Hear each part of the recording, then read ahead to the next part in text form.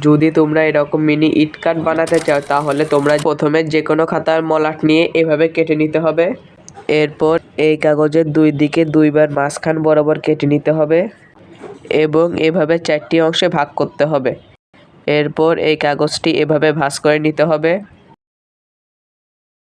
এরপর এই দুটি কাগজ আঠার সাহায্যে লাগিয়ে দিতে হবে। তোমরা চাইলে এখানে যে কোনো আঠা ইউজ করতে পারো। আঠা লাগানোর পর এই কাগজের এক্সট্রা অংশগুলো কেটে ফেলতে হবে।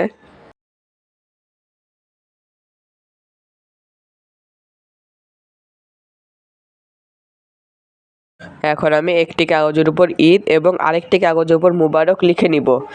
আমি আমার পছন্দ মতো এই কার্ডের উপর যে কোনো একটা ডিজাইন দিয়ে দিয়েছি, তোমরা চাইলে তোমাদের মতো ডিজাইন দিতে পারো। এভাবে করে আমার এই মিনি ঈদ কার্ডটি বানানো শেষ হলো। আমার এই ভিডিওটি তোমাদের কাছে কেমন লাগলো এখনই কমেন্টে জানিও। আমার এই ভিডিওটি তোমাদের কাছে ভালো লাগলে একটি লাইক করে দিও।